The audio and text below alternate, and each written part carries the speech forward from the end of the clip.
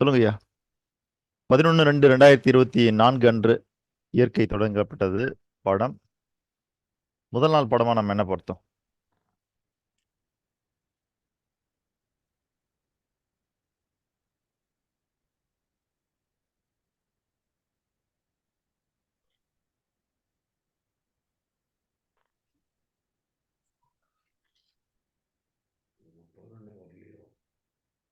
Sir, இயற்கையை இணைத்திடுங்கள்.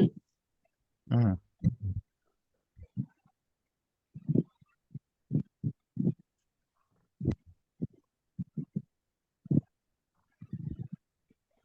பிரதிபலன் பார்க்காமல் கொடுப்பது ஐயா. ம்.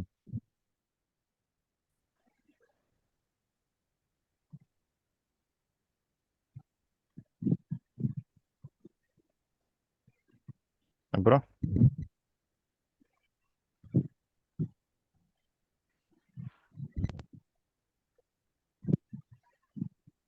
பிரபஞ்சத்தின் முதன்மையான செயல் என்னவென்றால் பிரதிபலன் பார்க்காமல் கொடுப்பது. எப்படிங்க ஐயா? பிரபஞ்சத்தின்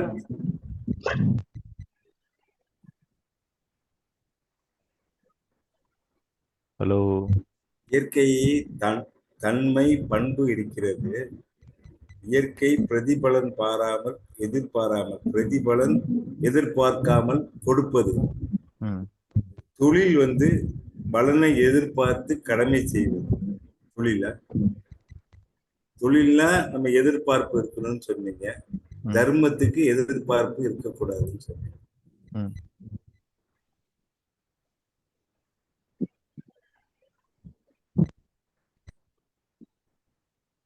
எதிர்பார்த்து கொடுப்பது தொழில், எதிர்பார்க்காமல் கொடுப்பது குடும்பம். அப்படி இயற்கை என்றால் என்ன? அதுக்கு என்ன? இயற்கை தகுதிக்கு ஏற்ப பலன் கொடுக்கும் என்பது இயற்கை. அவங்க தகுதிக்கு ஏற்ற என்ன பிரதிபலன் பார்க்காமல் கொடுத்து கொண்டே இருப்பதுதான் இயற்கையா? இயற்கை என்றால் என்னன்ற கேள்விக்கு என்ன பதில் சார்? இயற்கை என்ற கேள்விக்கு நம்ம ஏற்கனவே பதில் சொல்லியிருக்கிறோம். பிரதிபலன் பார்க்காமல் இல்ல, உயிர் இயக்கங்கள் அத்தனைக்கும் அடிப்படை ஆதார சக்தியாக விளங்குவது இயற்கையாகும். உயிர் இயக்கம் டெபினிஷன். ஆமா. இல்ல, இயற்கைனா என்னன்னா அதுதான் இயற்கை. உயிர் இயக்கங்களில் யார் சைடுல இருந்தோ இறைச்சல் வந்துட்டே இருக்குது.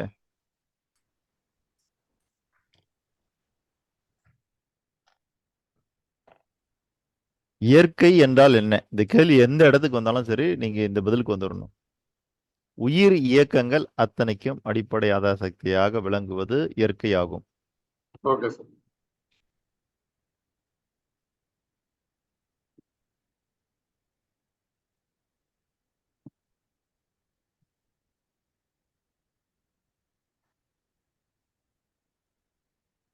சார், அடுத்த கொஸ்டின் என்ன எழுதியிருக்குன்னா, இயற்கையின் தோற்றம் எங்கிருந்து ஆரம்பமாகிறது?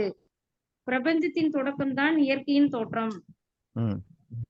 அடுத்தது, இயற்கைக்கும் மனிதனுக்கும் உள்ள தொடர்பு. சார், நான் எல்ன்னு போட்டிருக்கேன், ஆனா என்னன்னு தெரியலீங்க. எல் பிளஸ் அணு கூட்டல் கூட்டு தனிப்பொருள் எங்கிருந்து பெறப்பட்டது, திருப்பி ஒப்படைக்கப்பட்டது?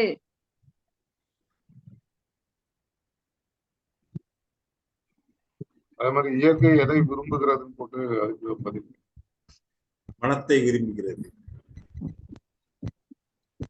இயற்கைக்கு லிமிட்டேஷன் வரையறை உண்டா?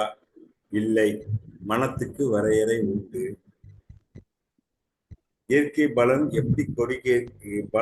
எப்படி கொடுக்கிறது? தகுதிக்கு ஏற்ப பலன் கொடுக்கிறது. திலகமாமா, உங்க சைட்ல இருந்தா சவுண்ட் வருதுன்னு நினைக்கிறேன். இப்ப சவுண்ட் இல்ல. என்ன சவுண்ட் அது? அவங்க மைக் தான் ப்ராப்ளமா இருக்குன்னு நினைக்கிறேன். நீங்க பேசும்போது மட்டும் மைக் ஆன் பண்ணி பேசுங்க. மித்த நேரம் ஆஃப் பண்ணீங்க, அது பிரச்சனை. எப்ப பார்த்தாலும் பிரச்சனை என் மூலமே வருது சார். Sorry sir. அப்படி இல்ல, பிரச்சனையால் இருந்தாதான் தீர்வு காண முடியும். பிரச்சனையே இல்லை, தீர்வுக்கு யோசிக்கவே மாட்டோம்.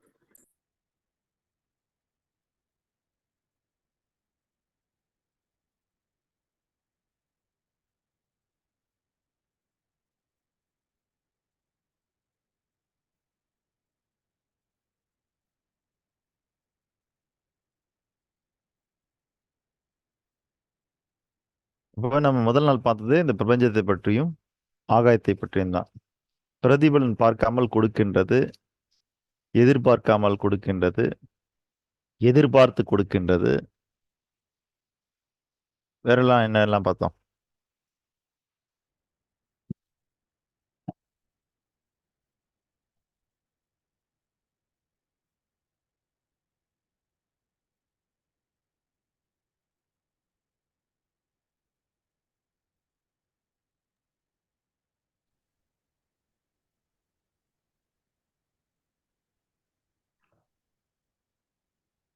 அதில் கண்டினியூஷனா மனோபாவம் ஒன்று போதும்னு கொடுத்துருக்கோம். மனோபாவம் பார்த்துருக்கேன் ஐயா.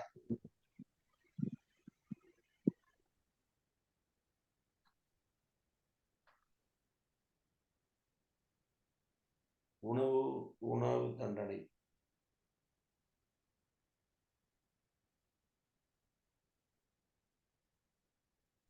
மனம் வந்து கீவேர்டு மாதிரி, அதாவது கூகுள்னா கீவேர்டு கொடுக்கணும், அது தேடணும். மனம் வந்து ஒன்று நினைச்சா போதும், அது நிறைய தகவலை கொடுக்கும் அப்படின்னு சொன்னாங்க.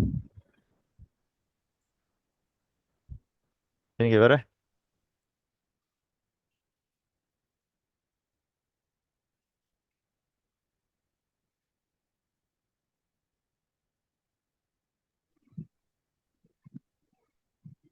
சார் உயிருள்ள பொருள்களின் அதிர்வுதான் உணர்வு.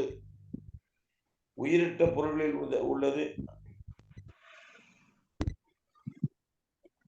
அதிர்வு மட்டும்.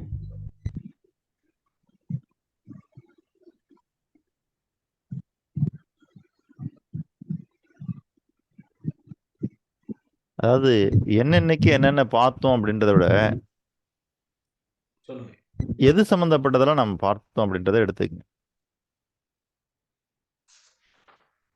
நான் முதல்ல எடுத்துக்கிட்டது பிரபஞ்சம், ஆகாயம். ஆமா. எப்ப அதனுடைய தன்மை எப்படி இருக்குது அப்படின்னு பார்க்கும்போது, பிரதிபலன் பார்க்காமல் கொடுக்கின்றது, எதிர்பார்க்காமல் கொடுக்கின்றது, எதிர்பார்த்து கொடுக்கின்றது.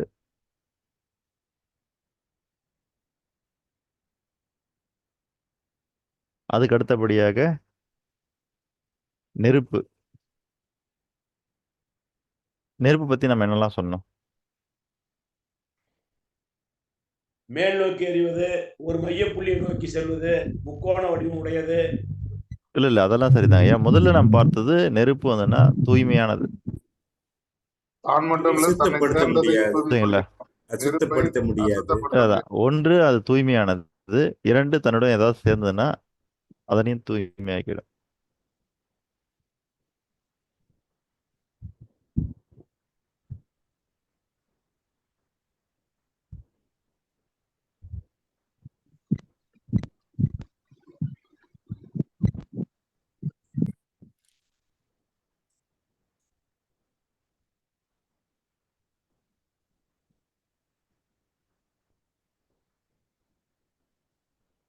வேற என்ன நம்ம பார்த்தோம் அதுல? நெருப்பு வந்து ஆல்வேஸ் ஐயா சொன்ன மாதிரி மேல் நோக்கி எறிகிறது, ஒரு புள்ளியை நோக்கி எறிகிறது, தலைமைத்துவம், தலைமை பண்பு, நேச்சரோட லீடிங் எவ்ரிதிங். இயற்கை தான் எல்லாத்தையும் வந்து லீட் பண்ணுது. லயன் பத்தி பார்த்தோம், அதாவது சிங்கத்தை பத்தி பார்த்தோம். அதனுடைய மனோபாவம், துணிவு தான் அதனுடைய மனோபாவம். சார்ந்தவற்றை தூய்மைப்படுத்துகிறது. என்னங்கய்யா? சார்ந்தவற்றையும் தூய்மைப்படுத்துகிறது. சார்ந்தவற்றையும் தூய்மைப்படுத்துகிறது. அப்புறம் தலைமை பண்பு, அப்புறம் துணிவு. ஆறு விஷயம். அடுத்தது நெருப்பும் தூய்மைப்படுத்தும், நீரும் தூய்மைப்படுத்தும். ஆனா ரெண்டுத்துக்கும் உள்ள வித்தியாசம்? நெருப்பு தூய்மைப்படுத்தினால் தானும் தூய்மையாக இருக்கும், தண்ணீர் தூய்மைப்படுத்தினால் தான் அசுத்தமாகிவிடும். அதுதான். அப்போ நெருப்புக்கும் நீருக்கும் உள்ள வித்தியாசம் இதுதான். சார் சொல்லுங்க, அது தண்ணீரை இது பண்ணா என்ன ஆகுது சொல்லுங்க. இல்ல நெருப்பு நெருப்பு தூய்மைப்படுத்தினால் தான் தூய்மையாகிவிடும், தானும் தூய்மையாகிவிடும். நீர் தூய்மைப்படுத்தினால் தான் அசுத்தமாகிவிடும்.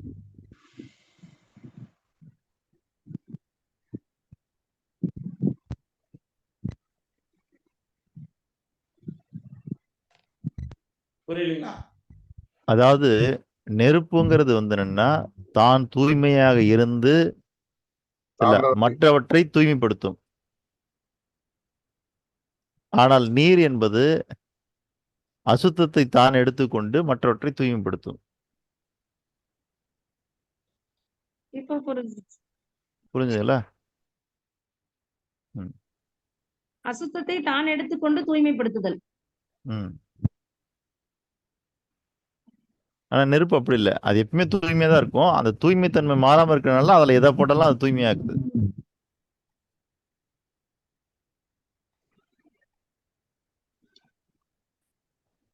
அது அசுத்தத்தெல்லாம் அது எடுத்துக்கிறது இல்லை.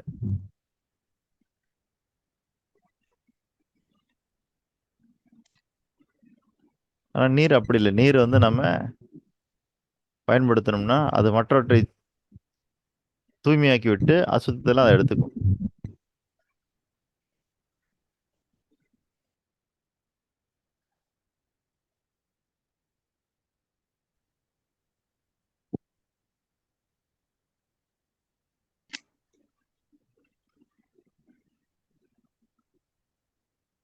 அப்ப நீங்க இதை எப்படி பிரிச்சுக்கலாம்னு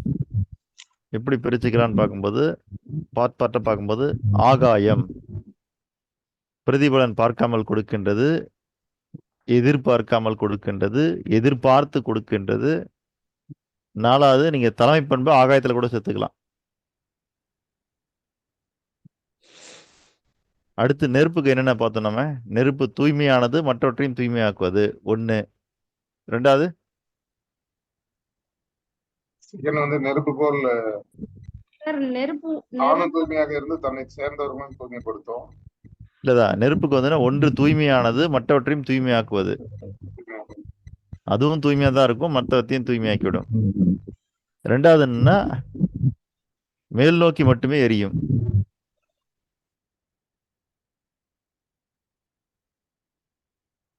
சரிங்களா? சார் அது இன்னொன்னு சொல்லிருக்கீங்க, நீங்க கீழ் நோக்கி அழுத்தினாலும் மேல் நோக்கி எரியும். அதான் அது எல்லா நிலையத்திலையும் வந்துன்னா மேல் நோக்கி மட்டுமே எரியும், எந்த பக்கம் வச்சாலும். நம்மளுடைய சிந்தனைகள் எப்பொழுதும் மேல் நோக்கி தான் இருக்க வேண்டும். ஆமா. அடுத்து வேற என்ன சொல்லிருக்கோம் நெருப்பத்தி? தலைமை பண்பு ஒரு புள்ளியை நோக்கி தான் நெருப்பு எரியும். தலைமைத்துவம், தலைமை பண்பு. அதான் நான் அதுதான் என்ன பண்றேன்னா தலைமை பண்பு வந்துன்னா ஆகாயத்துல சேர்த்துக்கலாம். ம். அது எல்லா இடத்துலயுமே தலைமை பண்பு இருக்குது, தாவரங்கள்ல ஆரம்பிச்சு எல்லாத்துலயுமே. அதனால நம்ம என்ன பண்ணோம், அதை பொதுப்படையா எடுத்து ஆகாயத்தோட இணைச்சிருவோம். அப்புறம் அஞ்சாமை துணிவு. மேல் நோக்கி மட்டுமே எரியும். அடுத்தது ஒரு புள்ளியை நோக்கி செயல்படுது.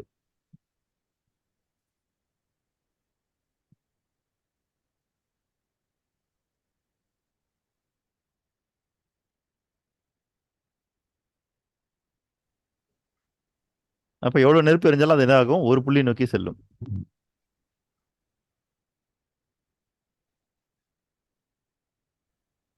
அடுத்தது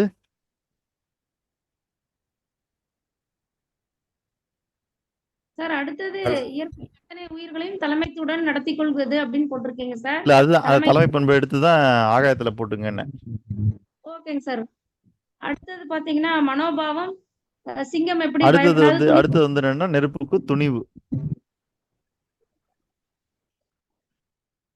சார் சொல்லுங்க. துணிவு. நம்ம செல்வந்தர் ஆகணும்னா துணிவு வேண்டும் அப்படின்னு சொல்லிருக்கீங்க. அதான் நெருப்பு பாத்தீங்கன்னா அதுல அந்த ஒரு விஷயம் தெரியும் உங்களுக்கு.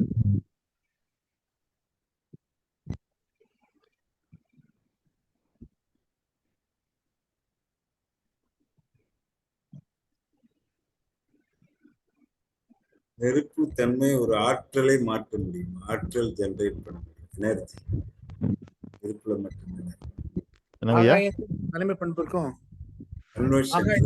ஒரு தலைமை பண்பிற்கும் உள்ள தொடர்பு ஐயா. என்னங்கய்யா? ஆகாயத்திற்கும் தலைமை பண்பிற்கும் தொடர்பு சொல்ல முடியுமா? ஆகாயம் தான் எல்லாத்தையுமே லீட் பண்ணுது. இப்ப நாம என்ன சொல்லணும்னா பூமியினுடைய இயக்கமே சூரியனை வச்சுதான். மனுஷன் பூமியில பிறந்தாலும் 9 கிரகங்கள், 12 ராசிகள், 27 நட்சத்திரங்கள், தெரியல, இதெல்லாம் வச்சுதான் நம்முடைய வாழ்க்கையை நம்ம கணிக்கிறோம். அப்ப கிட்டத்தட்ட அது எல்லாமே சேர்ந்தது தானே ஆகாயம். ம். அப்போ அதுதான் சொல்லுவார், ஆகாயம் லீட் பண்ணுது அப்படின்றது. சரி.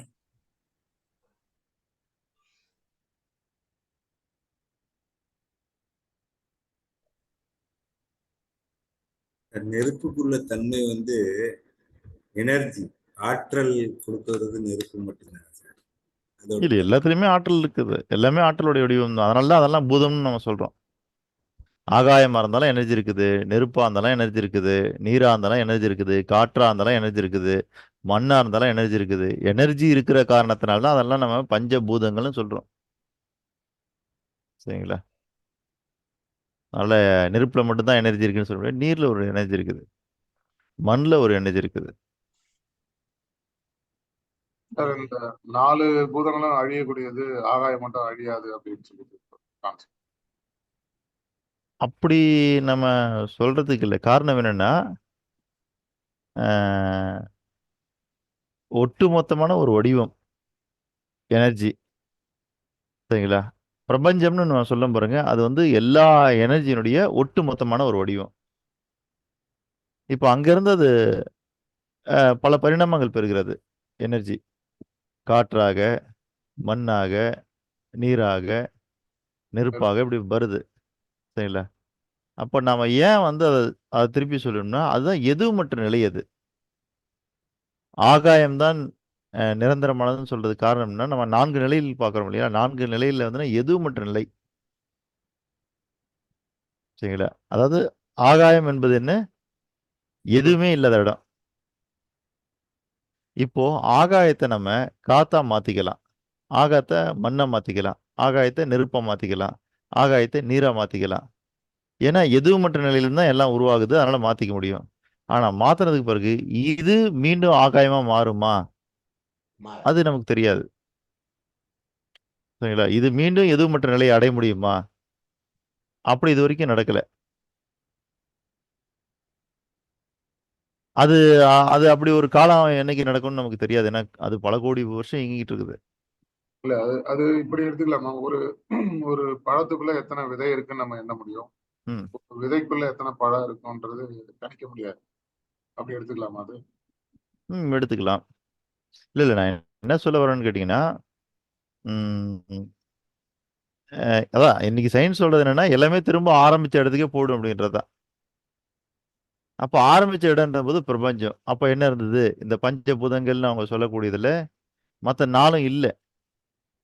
பிரபஞ்சத்தினுடைய தோற்றத்தின் போது வேற எதுவுமே இல்லை. அந்த தோற்றம் ஆனது பாருங்க, அந்த பிரபஞ்சம்னு நம்ம எதை சொல்றோமோ, இன்னைக்கு ஆகாயம்னு அதை தான் நம்ம குறிப்பிடுறோம். அப்போ மீண்டும் அந்த இடத்துக்கு போகிறதுக்கு வாய்ப்பு உண்டு. ஆனா இந்த பிரபஞ்சம்ன்றதை நம்ம எப்போ தோன்றதா சொல்றோம்? பிக் பேங் தியரின்னு. அது கூட மறைஞ்சு போகலான்றாங்க. ஆனா எதையும் நம்மளால உறுதியா சொல்றதுக்கு இல்லை. ஆனா வந்து ஒரு விஷயம்தான், அழிவில்லாத நிலையை கொண்டது ஆற்றல். இதுவரைக்கும் மனிதனுடைய பெரும் அறிவிற்கு எட்டிய வகையில் அழிவில்லாதது ஆற்றல். அந்த ஆற்றல் மாறிக்கிட்டே இருக்கும் அப்படிங்கிறது தான் தத்துவம். அது என்னவா வேணா மாறலாம்.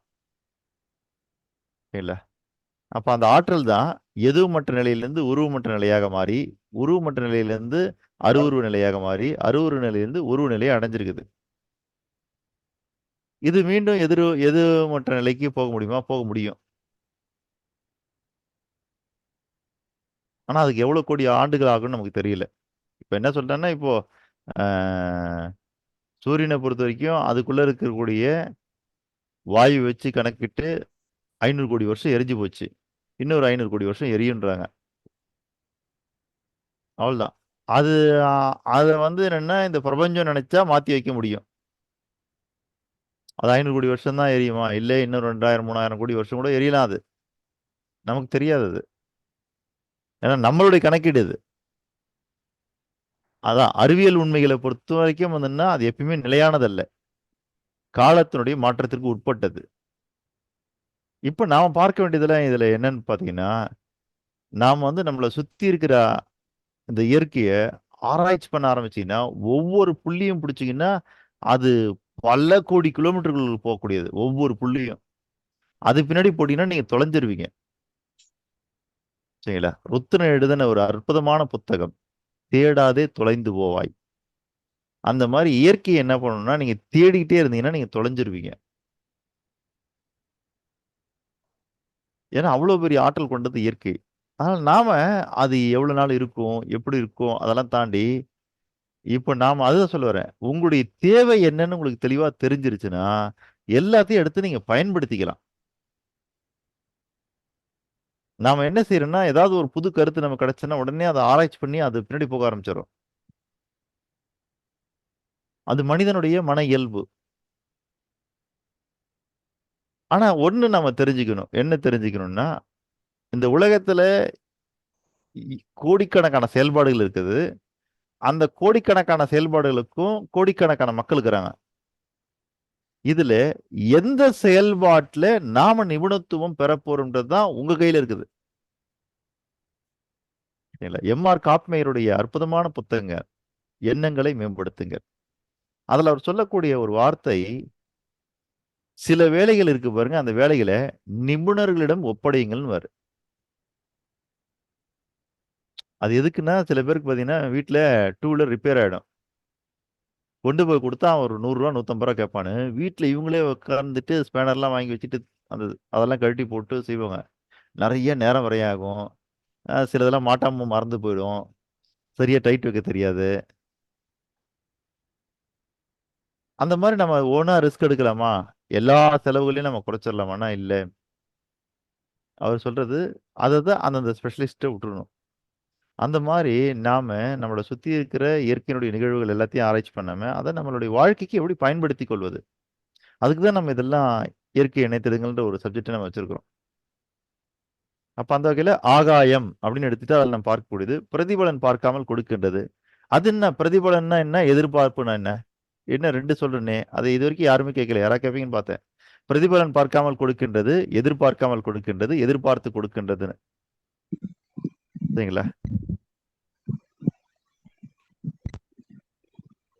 அது உங்களுக்கு என்ன வித்தியாசம் ஏதாவது தெரிஞ்சுதா? பிரதிபலன் பிரதிபலன் பார்க்காமல் கொடுக்கறதுக்கும் எதிர்பார்க்காம கொடுக்கறதுக்கும் என்ன வித்தியாசம்?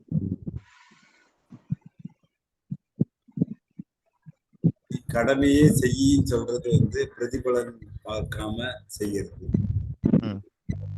எதிர்பாராம செய்வதுன்னா வந்து ஏதாவது செய்யணும்னு நினைச்சா நம்ம எதை செய்யணும்னு முடிவு பண்ணிடுறோம். அதாவது இது பிளான் பண்ணி பண்ணாம அந்த பிரசன்ஸ் ஆஃப் மைண்ட், அந்த சூழ்நிலைக்கு ஏத்தாப்புல செய்யுது. அதுவும் ஒரு பிரதிபலன் எதிர்பாராம செய்யறது தான் அதுக்கு வித்தியாசம். விவசாயி தன் விவசாயத்தை செய்யும் பொழுது பிரதிபலனை எதிர்பார்த்து செய்கிறான். ஒரு போஸ்ட் ஆஃபீஸுக்கு போற வழியில நான் போயிட்டு இருக்கேன்னா இந்த கார்டை போஸ்ட் பண்ணிடுங்கன்னா எதுவுமே எதிர்பார்க்காம கொண்டு போஸ்ட் பண்ணிட்டு போயிடுறேன். இதுதான் டிஃபரன்ஸ். சரிங்க. அதாவது பிரதிபலன் அப்படின்றதனுடைய வார்த்தையினுடைய பொருள் என்னன்னா, நீங்கள் ஒன்றை செய்தீர்கள் என்றால் அதற்கு நிகரான பலன் தான் பிரதிபலன்.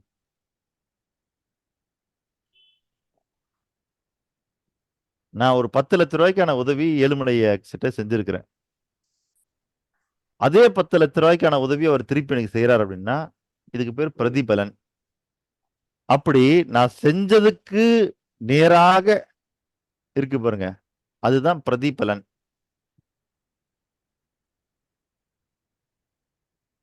ஓகேங்களா? அது எது ஈக்குவலா எதிர்பார்க்கறது பிரதிபலன்றது. அதுதான் பிரதிபலன் பார்க்காமல் அப்படின்னா இயற்கை என்ன நமக்கு கொடுக்கின்றதோ அதற்கு நிகராக அது எதையும் எதிர்பார்க்கறதில்ல. அதுக்கு பேர் பிரதிபலன்.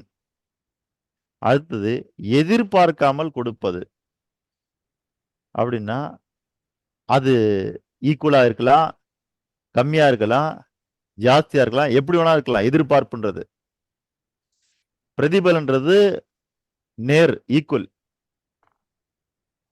ஆனா எதிர்பார்ப்புன்றது அது கூட இருக்கலாம், குறைய இருக்கலாம், அல்லது நேராக கூட இருக்கலாம். அது எதிர்பார்ப்பு. எதிர்பார்ப்பது அப்படின்றதும் அப்படிதான். அது நேராக இருக்கலாம், கூட இருக்கலாம், குறைய இருக்கலாம். ஆனா அந்த எதிர்பார்ப்புன்றது கரெக்டா இவ்வளவுதான் இருக்கும்னு நம்ம சொல்ல முடியாது.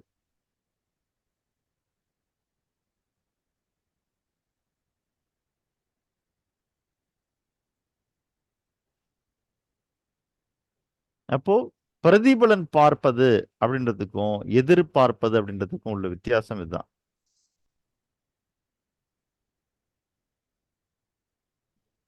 இல்லைன்னா அந்த இடத்துல அந்த வார்த்தை வராது, பிரதிபலன் அப்படின்னு. பிரதி அப்படின்னா நீங்க என்ன செய்றீங்களோ அதுக்கு நேர்மாறா எதிர்பார்ப்பது, அதாவது அதுக்கு நேராக எதிர்பார்ப்பது. அதுதான் நம்ம தமிழ்ல ஒரு அற்புதமான வார்த்தை இருக்குது, கைமாறு கருதாமல். கைமாறுனா நான் என்ன கை செஞ்சிருக்கணும் அதே கை நீங்க செய்யறது. இல்ல உங்களுக்கு கஷ்டமா, நான் வந்து என்னன்னா 4 கை அரிசி தூக்கி உங்க கூடையில போடுறேன்னா, ஏன் கஷ்டம்னா நீங்க 4 கை அரிசி தூக்கி போடணும். இது கைமாறு. சார் பிரதினா பிம்பம் தானே சார், பிம்பம் நிழல். இல்ல அப்படின்னு சொல்லலாங்க ஐயா. அதுதான். அப்போ பிம்பம் நிழல்ன்றது என்ன குறிக்குது? என்ன அசலோ அதே அளவுதான் இருக்கும். புரியுதுங்களா? பிரதி ஞாயிறு விடுமுறைலாம் போட்டிருப்பாங்க போல இடத்துல. ஆமா, பிரதி ஞாயிறு. அப்படின்னா அடுத்த வாரம், அதாவது வாரம். பிரதினா வாரம் அடுத்தடுத்து. அப்போ அந்த பிரதி அப்படின்றது பிம்பம்னு எதை குறிக்குதுன்னா, என்ன ஒரிஜினல் இருக்குதோ அதே அளவுக்கு தான் இருக்கும் அது. பிரதமைனா அதே மாதிரி ஏகலைவன் வந்து துரோணருடைய பிரதமையை வச்சுட்டு பயிற்சி. இல்ல, பிரதன்மைன்றது இங்க என்னன்னா முதன்மையை குறிப்பது. அவர் பதுமையை சொல்றாரு அருணகிரையா, பதுமையை இல்ல, சொல்றாரு. அவரு பிரதமை சொல்றாரு. பிரதமைனா முதன்மைன்னு அர்த்தம். பிரதமை முதன்மை, பொதுமைனா அது பொம்மை. பதுமைனா பொம்மை, பிரதமை அப்படின்னா முதன்மை. இப்ப இந்த இடத்துல பிரதிபலன் அப்படின்றது என்னன்னா, நான் என்ன செஞ்சனோ அசல் என்னவோ அதுக்கு நேரா இருக்கிறது தான் பிரதிபலன். புரிஞ்சுங்களா? அது ஈக்குவலா தான் இருக்கும். நான் இப்போ 10 லட்ச ரூபாய்க்கு செய்யறேன். இப்போ பல பேர் சொல்லுவாங்க, இப்போ யாருக்கா கல்யாணம் நம்ம வீட்டுல பத்திரிக்கை வச்சாங்கன்னு வச்சுக்கோங்க, உடனே பார்ப்பாங்க நமக்கு எவ்வளவு மொய் வச்சிருக்காங்க பாரு. அப்போ அந்த மொய்யை இன்னைக்கு காலகட்டத்துக்கு நம்ம திருப்பி செலுத்தணும்னு. இது வந்து எழுதப்படாத ஒரு சட்டம் இது. இல்ல, அதுதான். அப்போ பிரதிபலன்னா என்னன்னு கேட்டீங்கன்னா, அவனுக்கு நான் ஒண்ணு செஞ்சா அவன் அதுக்கு நிகரா என்ன செய்வான் அப்படின்னு எதிர்பார்க்கிறது பிரதிபலன். ஆனா எதிர்பார்க்காமல் அப்படின்றது என்னன்னா, இந்த இடத்துல அந்த பிரதிபலனை விட்டுருங்க. நான் என்ன செஞ்சேன் அவர் என்ன செய்வாரு அப்படின்றது. இது 2 பேரும், இது அதாவது பிரதிபலன்ற வார்த்தையில நான் அவருக்கு கொடுத்திருக்கிறேன், அவர் எனக்கு கொடுத்திருக்காருன்னு அர்த்தம். ஆனா எதிர்பார்ப்புன்றதுல நான் கொடுக்காமலே கூட வாங்கிக்கலாம். எதிர்பார்ப்புன்றது எதிராளி கிட்ட இருந்து எனக்கு என்ன கிடைக்கும் அப்படிங்கறதோட நின்னு போகுது. நான் என்ன கொடுக்க போறேன் அப்படிங்கறதெல்லாம் அதுல இருக்காது. புரிஞ்சுங்களா ஐயா? பிரதிபலன்றது ஈக்குவல், நானும் கொடுக்கணும் அவரும் கொடுத்துருக்கணும், அதுதான் 2 பேருமே செஞ்சிருக்கணும். ஆனா எதிர்பார்ப்புன்றது அப்படி இல்லை. நான் ஒண்ணுமே கூட கொடுக்காம இருந்திருப்பேன், சும்மா கூட இருப்பேன் நான். நீங்க எனக்கு என்ன தருவீங்க? புரியுதுங்களா? அதுதான் வந்து எதிர்பார்த்து கொடுப்பது அல்லது எதிர்பார்க்காமல் கொடுப்பது. எதிர்பார்த்து கொடுப்பது எதிர்பார்க்காமல் கொடுப்பதெல்லாம் ஒன் வே. அது வந்து எதிராளி கிட்ட இருந்து நமக்கு என்ன கிடைக்கும் அப்படின்றது மட்டும் பார்ப்பது. ஆனா பிரதிபலன்றது அவர்கிட்ட இருந்து என்ன கிடைக்கும்ன்றதையும் பார்க்கணும், நான் என்ன கொடுக்கணுன்றதையும் பார்க்கணும். இதுதான் அந்த வார்த்தைகளுக்குள்ள வித்தியாசங்கள். அப்ப ஆகாயம்ன்றது பிரதிபலன் பார்க்காமல் கொடுக்கின்றது, எதிர்பார்க்காமல் கொடுக்கின்றது, எதிர்பார்த்தும் கொடுக்கின்றது. அதுக்கு பிறகு தலைமை பண்பு. அப்போ ஆகாயம் எல்லாத்தையும் லீட் பண்ணுது. இல்ல, பஞ்சபூதங்கள்ல மற்ற 4 பூதங்களை லீட் பண்ணக்கூடிய பூதம் எதுன்னா ஆகாயம்தான். காரணம் என்னன்னா, ஆகாயம்ன்றது வெற்றிடம் நம்ம சொல்றோம் இல்லைங்களா? அந்த வெற்றிடம் எல்லா பூதத்திலையும் இருக்குது. நீர்ல வெற்றிடம் இருக்குது, நிலத்துல வெற்றிடம் இருக்குது, நெருப்புல வெற்றிடம் இருக்கிறது, அப்புறம் காற்றுல வெற்றிடம் இருக்குது. 4த்துலயுமே வெற்றிடம் இருக்கிறது. அப்ப என்ன, ஆகாயம் எல்லாத்துலயுமே கலந்துருக்குது. அங்க அதுதான் சிறப்பு. அதனால அதான் லீட் பண்ணுது. அதனால தலைமை பண்பு ஆகாயத்தில் வச்சுக்கலாம். நெருப்பு தூய்மையானது, மற்றவற்றையும் தூய்மையாக்குவது 1. 2 மேல் நோக்கி மட்டுமே எரிவது. 3 ஒரு புள்ளியை நோக்கி செயல்படுவது. 4 துணிவு. அந்த நெருப்பு எரியும் போது பாத்தீங்கன்னா தெரியும் சரிங்களா? அது ஒரு மாதிரி எல்லா இடத்துலயும் புகுந்து புகுந்து எரியும். எங்கெங்கெல்லாம் முடியுமோ எரியும். அதுதான் நம்ம இங்க துணிவுங்கிறோம். சரி, அடுத்தது வேற என்னன்னு கத்துக்கிட்டோம். 15-2 சார். இல்லதான் டேட்டு கூட விட்டுருங்க. அந்தந்த அந்தந்த தலைப்புக்கு ஏற்ற மாதிரி இருக்கிறத எடுத்துக்கங்க. ஏன்னா நம்ம ஒவ்வொரு டேட்லயும் நிறைய விஷயங்கள் பேசுறோம். சார். ம். ஒழுக்கம், டிசிப்ளின். சார் அன்னைக்கு அவ்வளவுதான் சார் பேசி.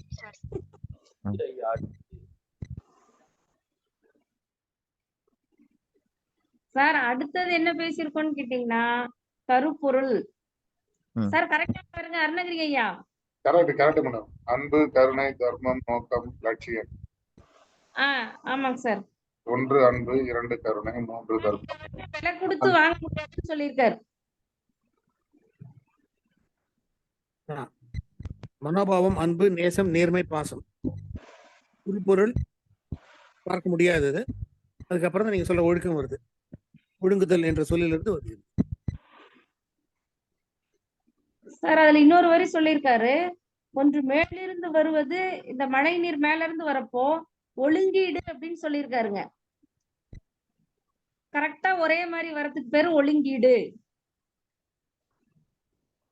சார் ஒழுக்கம், சுய ஒழுக்கம், மன ஒழுக்கம், செயல் ஒழுக்கம், நேர ஒழுக்கம், பண ஒழுக்கம், தொழில் ஒழுக்கம், ஜீவகாரண ஒழுக்கம், மனிதநேய ஒழுக்கம், பொது உடைமை ஒழுக்கம். இந்த 9 ஒழுக்கம் இயற்கையிலிருந்து நம்ம கத்துக்க வேண்டியது.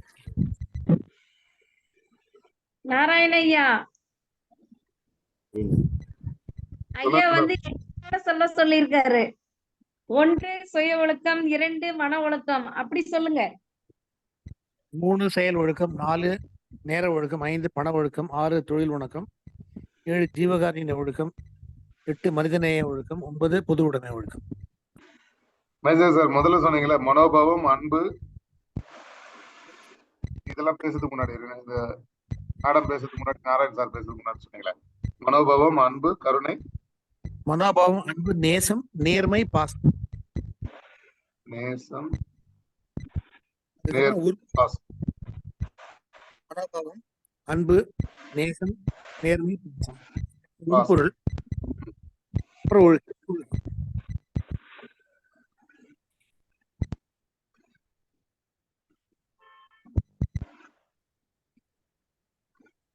சார் அடுத்தது என்ன சொல்லியிருக்காருன்னா, மனிதன் கருப்பொருளை பாதுகாத்தால் உருப்பொருள் தானாக கிடைக்கும் அப்படின்னு சொல்லியிருக்காருங்க.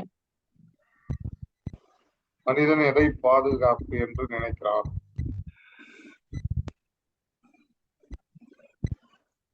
அவன் நினைப்பதை விட இயற்கை அவனுக்கு அதிக பாதுகாப்பு கொடுக்கிறது. கருப்பொருளை பாதுகாத்தால் உருப்பொருள் பாதுகாக்கப்படும். ஆசை வாழ விடாது, நம்பிக்கை உங்களை சாக விடாது.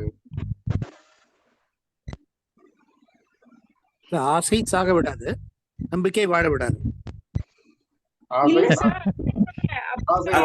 ஆசை வாழ விடாது, நம்பிக்கை சாக விடாது.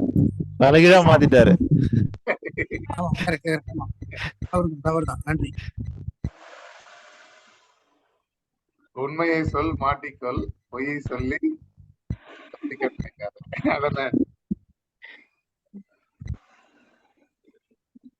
சரிங்க, வேற என்ன பார்த்தோம்? இயற்கை ஒரு ஒழுக்கத்துடன் செயல்படுகிறது. ஒழுங்கீடு, ஒழுக்கம், பாதுகாப்பு. வாழ்க்கையில் எது முடியும் என்று நம்புகின்றோமோ அது நம்பிக்கை. தன்னம்பிக்கை. முதலில் உள்ள நம்பிக்கை மேல் வரும் நம்பிக்கை தான் தன்னம்பிக்கை. இந்த உலகத்தை பொறுத்தவரை சக்தி வாய்ந்தது எண்ணிக்கை, மனிதனை பொறுத்தவரை நம்பிக்கை தான் சக்தி வாய்ந்தது. அருணகிரி ஐயா, சொல்லுங்க மேடம். அதுக்கு முன்னாடி என்ன சொல்லியிருக்காருன்னு கேட்டீங்கன்னா, நீங்க சொன்னீங்களா 1 ஒழுங்கு, 2 ஒழுக்கம், 3 பாதுகாப்புன்னு. அதுல அந்த இடத்துல என்ன சொல்லியிருக்காருன்னு கேட்டீங்கன்னா, மனிதன் இயற்றிய சட்டம் குற்றம் செய்தவனை விட குற்றம் செய்ய தூண்டியவனுக்கு தண்டனை அதிகம்னு சொல்லியிருக்காருங்க. சுய ஒழுக்கத்துக்கு 90%, செல்ஃப் டிசிப்ளினுக்கு 10%. 2 ஒண்ணு தானே?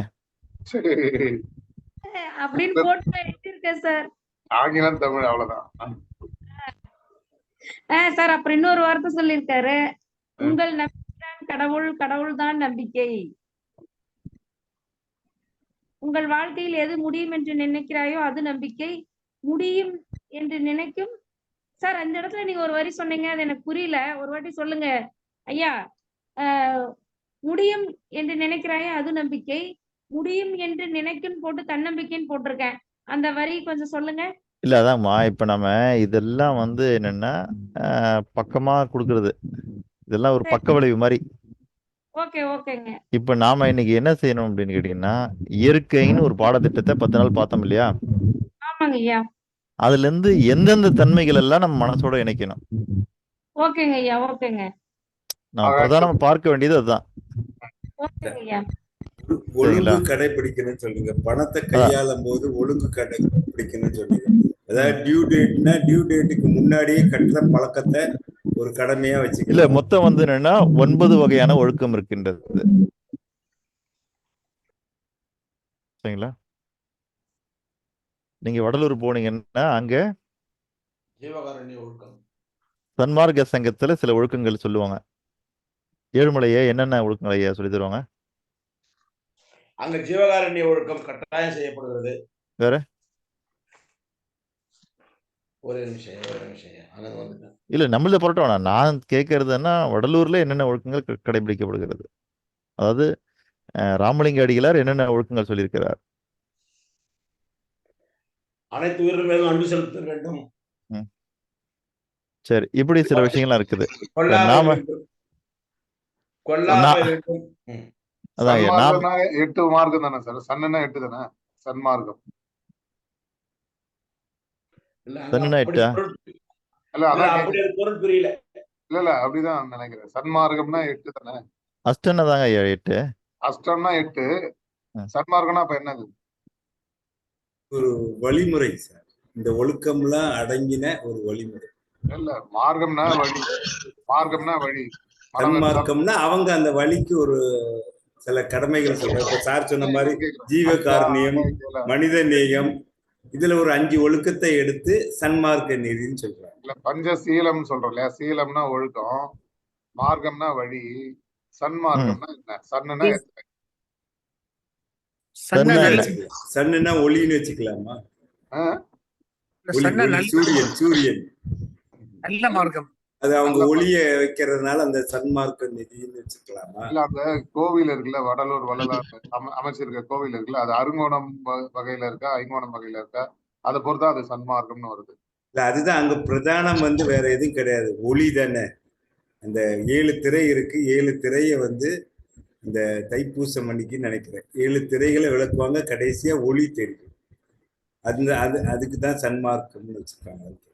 உலகத்துல வந்து சார் சொன்ன மாதிரி பஞ்சபூதங்கள்ல ஒளி வந்து பிரதானமா இருக்குல்ல, அதனால அதை வச்சிருக்காங்கன்னு நினைக்கிறேன், என்னோட கருத்து. ஐயா அது ஆன்மீகத்துல சத்துன்னு சொல்றாங்க இல்லையா? சத் நல்லது. சன்மார்க்கம் சத்து எல்லாம் ஒண்ணுதான். சத் சங்கம், சன்மார்க்கம்னா நல்ல மார்க்கம்.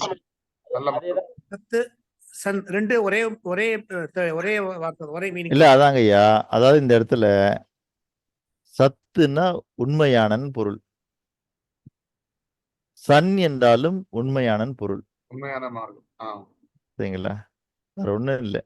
இப்போ நம்ம சொல்றோம் இல்லையா, வெள்ளியங்கிரியில இருக்கிற அவருக்கு என்ன குரு பேரு? சார் சத்குரு சகி வாசுதேவ். அதான் சத்குரு. சத்குருனா உண்மையான குருன்னு அர்த்தம். சத் சங்கம் அப்படின்னா உண்மையான பேச்சுன்னு பொருள். அதிலிருந்து வந்ததுதான் சத்தியம். அதான் அப்போ அந்த சத்தியம்னு சொல்றோம் இல்லைங்களா, அது என்னன்னா உண்மையானன்ற பொருள். அந்த மாதிரி சன் என்பதும் வந்து என்னன்னா அந்த பொருளை குறிப்பது தான், உண்மையை குறிப்பது. உண்மை குறிப்பது. ஆமாங்க ஐயா. அதனால சன்மார்க்கம்னா உண்மையான மார்க்கம். அதாவது நம்ம மார்க்கம்ன்ற பேர்ல எதோ பின்பற்றி போகிறோம் இல்லையா? ராமலிங்க அடிகள் என்னதுன்னா அதெல்லாம் மார்க்கம் இல்ல. இப்படி போறதுதான் மனிதனுக்கான உண்மையான மார்க்கம். அதுதான் சன்மார்க்கம். சன்மார்க்கம்னா உண்மையான மார்க்கம்னு அர்த்தம். சரிங்களா ஐயா? ஓகே. கரெக்ட். 8ன்னு பொருள் கிடையாது. உண்மையான மார்க்கம். இல்ல அது டவுட் இருந்தது. 8 சொல்லல. அதான் சன்னுனா 8 ஒரு டவுட் இருக்கு. அதாவது இன்னும் சொல்ல போனோம்னா சன்மார்க்கம்னா என்னன்னா மெய்மையான மார்க்கம், மெய்யான மார்க்கம், மெய்த்தன்மை உடையது அப்படிங்கிறது தான். அதாவது சன்மார்க்கம் அப்படின்றதுக்கு தமிழ்ல என்ன சொல்லலாம் அப்படின்னா மெய்வழி. இதுல அங்கேயே போட்டிருப்பாங்க மெய்வழின்னு, மெய்வழி சாலை அப்படின்னு அங்கேயே போட்டிருப்பாங்க மெய்வழின்னு. அப்ப சன்மார்க்கம்ன்றதுக்கான தமிழ் என்னன்னு கேட்டீங்கன்னா மெய்வழி தான். சரிங்களா ஐயா? அதான் வருது இதுல கூகுள்ல தான். ஓ, கூகுள்ல பார்த்துட்டு இருக்கிறீங்க. சண்டு, தொண்டு, சரியை, சரியை, மார்க்கம் எல்லாம் வரும். மில்டன் சார் பேசுங்க, கை தூக்கிட்டே இருக்கீங்க, கை வலிக்க போகுது. சொல்லுங்க Milton Rajasekar sir. Hello sir, voice வரலையே சார். மில்டன் சார் மைக் மைக்ல அன்மியூட் பண்ண சொல்லுங்க. அவரோட மைக் ஏதோ சம் ப்ராப்ளம் இருக்கு. இல்ல அவர் மைக் இன்னும் எனேபிள் பண்ணல சார். மைக் எனேபிள் பண்ணலையா? வெளியில போயிட்டு வேணா இப்பதான் எனேபிள் பண்றாரு. இப்ப மைக் ஆன் பண்ணுங்க. கேட்க மாட்டேங்குது. அவங்க வாய்ஸ் போயிடுச்சு ரொம்ப தெரியல.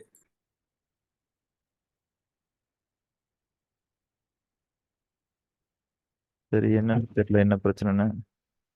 தொடரலாம். அவர் எப்ப எனேபிள் வராரா அப்ப பேசு. சரி, ஓகே. இப்போ நமக்கு தேவை என்னதுங்களா இன்னைக்கு?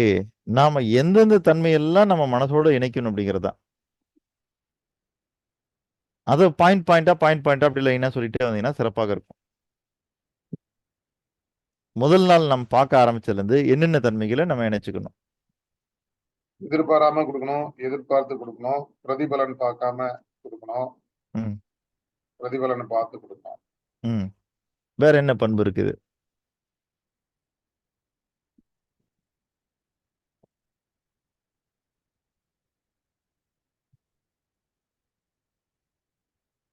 இயற்கையில தலைமை பண்பு இருக்குது, அதை நம்ம மனசோட இணைச்சுக்கணும். இயற்கையில தூய்மை தன்மை இருக்கின்றது, மற்றவற்றையும் தூய்மையாக்கும் தன்மை இருக்கின்றது, அதே நம்ம மனசோட இணைச்சுக்கணும். மேல் நோக்கி மட்டுமே எரியக்கூடிய தன்மை கொண்டது. அதே போல நம்மளும் மேல் நோக்கி மட்டுமே செல்லக்கூடிய மனம் கொண்டவராக இருக்கணும். ஒரு புள்ளியை நோக்கி செயல்படுகிறது, நாமும் ஒரு புள்ளியை நோக்கி செயல்படுவதாக மாற வேண்டும். துணிந்து செயல்படுகிறது, நாமும் துணிவுடன் செயல்பட வேண்டும். அடுத்தது ஒழுங்கு. ஒழுங்கு இருக்கின்றது, ஆகவே நம்மிடமும் நம்முடைய செயல்ல ஒழுங்கு இருக்க வேண்டும். ஒழுக்கம் இருக்கின்றது, நம்மிடமும் ஒழுக்கம் இருக்க வேண்டும். ஒழுங்கு என்பதற்கும் ஒழுக்கம் என்பதற்கும் என்ன வித்தியாசம்? ஒழுக்கம்ன்றது ஒரு தனி மனிதனை சார்ந்தது. ஒழுங்குன்றது வந்து மேலிருந்து கீழ் செல்வது ஒழுங்கு. இல்ல, அதான் ஐயா, ஒழுங்குங்கிற வார்த்தைக்கும் ஒழுக்கம்ங்கிற வார்த்தைக்கும் என்ன வித்தியாசம்? ஒழுங்குன்றது வந்து ஒழுகுதல் இருந்து உருவானது. இல்ல, அதாங்க ஐயா, ரெண்டுமே அதுல இருந்து தான் உருவானது. ஆனா நான் கேட்கறது என்ன வித்தியாசம்? ஒழுங்கு தன்மை, ஒழுக்கம் என்பது கடைபிடிப்பது, ஃபாலோ பண்ணுது. அது ஒரு பிரின்சிபல். இல்ல, அதாவது நீங்க ஒரு விஷயத்த பழகுனீங்கன்னா தொடர்ந்து அதை செய்யும் போது அதுக்கு பேர் என்னன்னா பழக்கம். சரிங்களா? அதே மாதிரி இப்போ நாம வந்து ஒரு வெளிநாட்டுக்கு போறோம்னு வச்சுக்கோங்க. அங்க இது இப்படிதான் சிஸ்டம் அப்படின்னு அந்த சிஸ்டத்தை நீங்க அடாப்ட் பண்ணீங்கன்னா அது ஒழுங்கு. அந்த ஒழுங்கு உங்ககிட்ட பழக்கமா மாறும்போது அது ஒழுக்கம். எப்படி இல்ல பழகுங்கிற வார்த்தை பழக்கமாகிறதோ அந்த மாதிரி ஒழுங்குங்கிற வார்த்தை ஒழுக்கமாகிறது.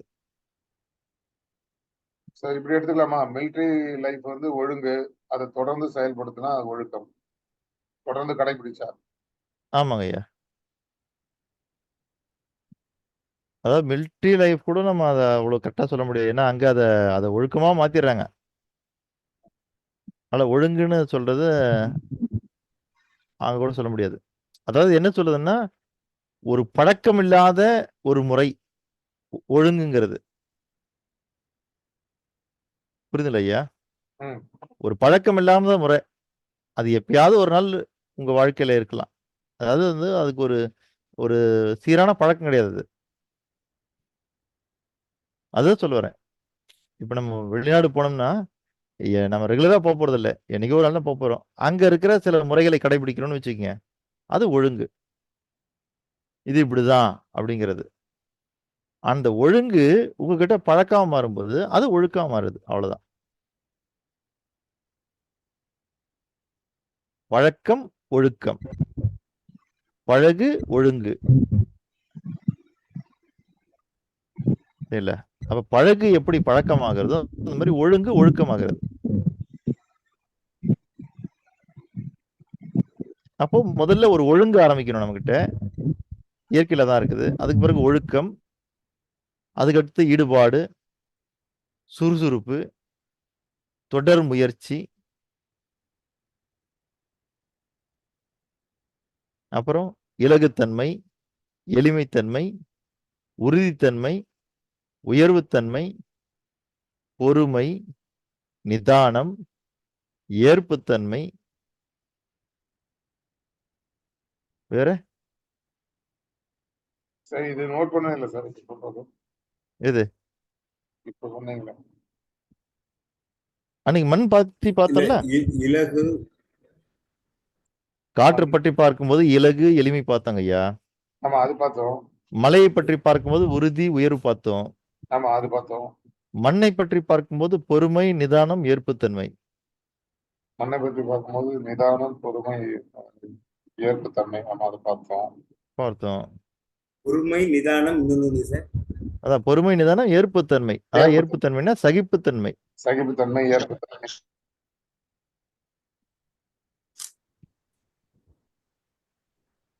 பொறுமை, நிதானம், சகிப்புத்தன்மை. இப்ப சொன்னது எழுதலையே. இப்ப சொன்னதுன்னா ஏற்கனவே சொன்னதாங்க இதெல்லாம். இல்ல சார், இப்போ லைனா சொல்லிட்டு வந்தீங்களா? ம். அது எழுதலையே. இது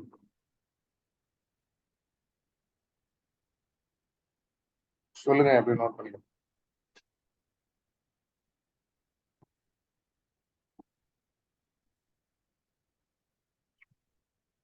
அதாங்க ஐயா, நாம இது வரைக்கும் என்னென்ன தன்மைகள் பார்த்திருக்கோம்னா, பிரதிபலன் பார்க்காமல் கொடுப்பது, ம்.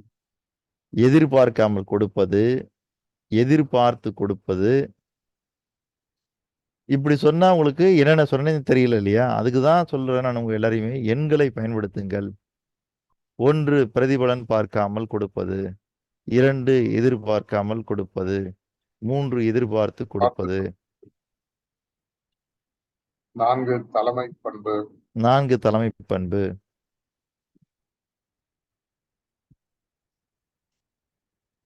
5 தூய்மையானது மற்றவற்றையும் தூய்மையாக்குவது,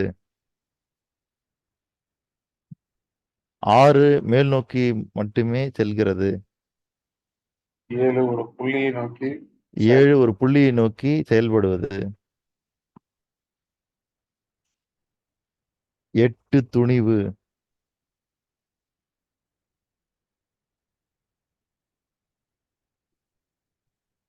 9 ஒழுங்கு, 10 ஒழுக்கம், 11 பாதுகாப்பு, 11 ஈடுபாடு, ஈடுபாடு. சார் 12 சுறுசுறுப்பு. சார் உங்களுக்கு கோர்ஸ் கொடுத்துருக்கேன், நீங்க முடிச்சுக்கோங்க. நான் கொஞ்சம் வெளியில போறேன். ஐயா சரிங்கய்யா. 12 சுறுசுறுப்பு, 13 தொடர் முயற்சி,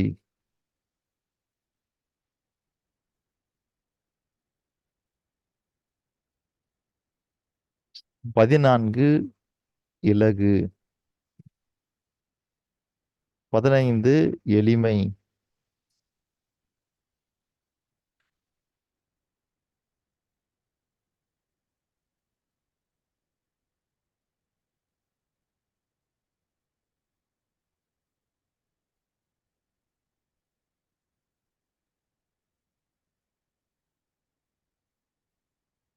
உறுதி, உயர்வு,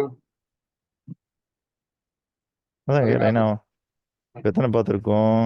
15. 13, 14, 15 பார்த்துருக்கோம். 16 உறுதி, 17 உயர்வு, 18 பொறுமை, 19 நிதானம்,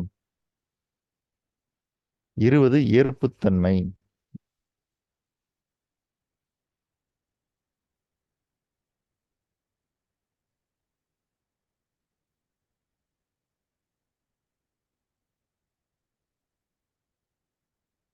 ஏற்புத்தன்மை, சகிப்புத்தன்மை வேற வேற எத்தனை சார்? இல்ல, அந்த சகிப்புத்தன்மை தான் நம்ம ஏற்புத்தன்மைன்னு சொல்றோம். நீங்க சகிச்சுக்கிறீங்கனால ஏத்துக்கிறீங்கன்னு தானே அர்த்தம். ம். அதனால தான் தன்மையா பார்க்கும்போது அது வேற வேற மாதிரி தெரியும். ஆனா நீங்க ஏத்துக்கிறது காரணமே சகிச்சு போறதுனால தான்.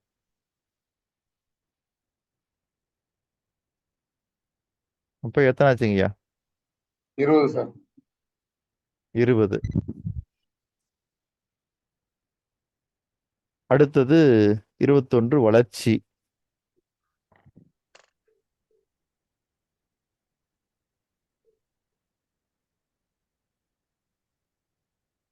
செழிப்பு, 22 செழிப்பு.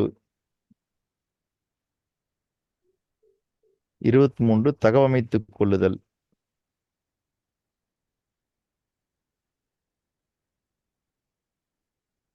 24 அன்பு.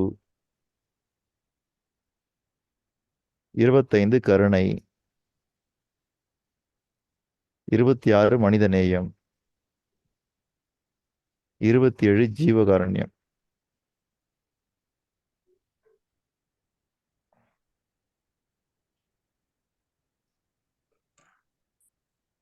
அப்ப இது வரைக்கும் மொத்தமா இயற்கையில இருந்து எத்தனை தன்மை நம்ம எடுத்திருக்கிறோம்? 27 தன்மைகள். இது எல்லாத்துக்கும் சேர்த்து ஒட்டுமொத்தமான தன்மை என்னன்னா பாதுகாப்பு.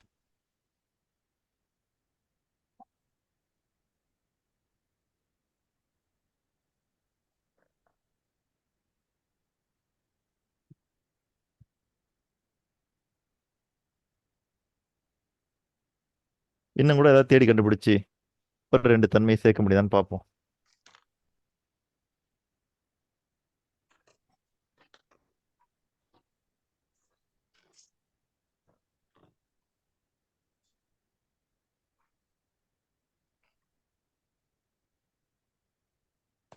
ஏன்னா நீங்க ஒரு விஷயத்துல கிளியரா தெளிவா இருக்கணும். மெயின் சப்ஜெக்ட் எதுவோ அதை ஒட்டி தான் விளக்கங்கள், உதாரணங்கள்லாம் கொடுக்கப்படுகிறது. அதனால உதாரணம் உங்ககிட்ட உதாரணமா இருக்கணும். மெயின் சப்ஜெக்டா இருக்கணும். நம்ம மெயின் சப்ஜெக்டை விட்டுட்டு அடிக்கடி உதாரணங்கள்ல மூழ்கி போகிறோம், அதுல ஆழ்ந்து போகிறோம். அந்த மாதிரி மாறாம நீங்க பாத்துக்கணும்.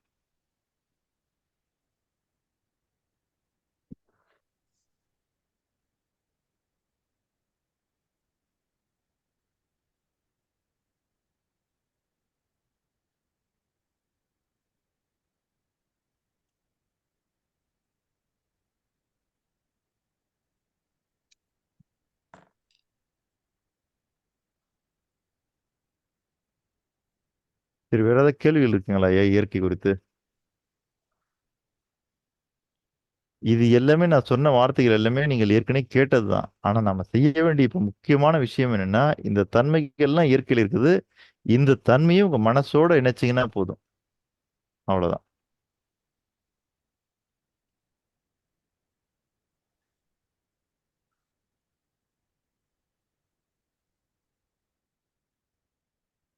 நாம என்ன செய்யறோம்னா, நம்ம வாழக்கூடிய இந்த வாழ்க்கை முறை, அறிவு எந்த அளவுக்கு நமக்கு வளர்ந்து கொண்டே இருக்கிறதோ அந்த அளவுக்கு நம்ம என்ன பண்ணணும்னா இயற்கையிலிருந்து விலகிச் செல்கிறோம்.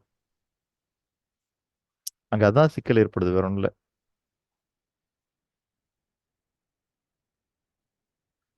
ஒரு யானை சாப்பிடுற சாப்பாடு இருக்கு இல்லையா, அந்த சாப்பாடை அதை ஜீரணிச்சு அது சாணமா வெளியில தள்ளுதுன்னா அது காரணம் அது இயற்கை தன்மையோட ஒட்டி இருக்குது.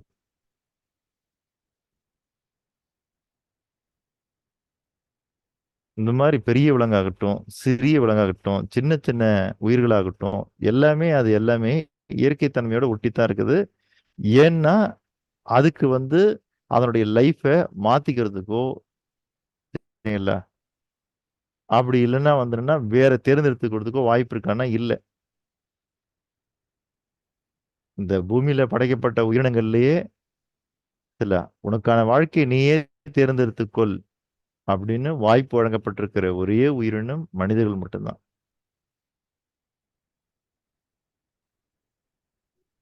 அப்போ நம்ம எப்படி வேணாலும் தேர்ந்தெடுத்துக் கொள்ளலாம்.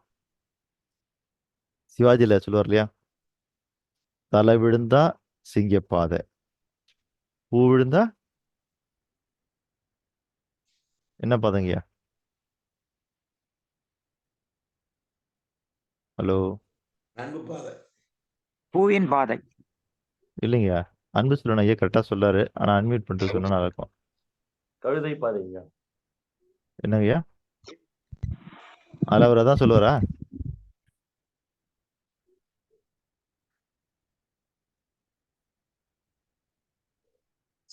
அதே போல அதுல ஒரு வசனம் சொல்லுவாங்க பாருங்க, சிங்கராத்தான் வரும், பன்னிங்க தான் கூட்டமா வரும்னு. அதுவும் அறிவியல் ரீதியா உண்மை கிடையாது. சிங்கம் தான் கூட்டமா இருக்கும். அது அந்த பஞ்சு டைலாக்காக சொல்லப்பட்டது.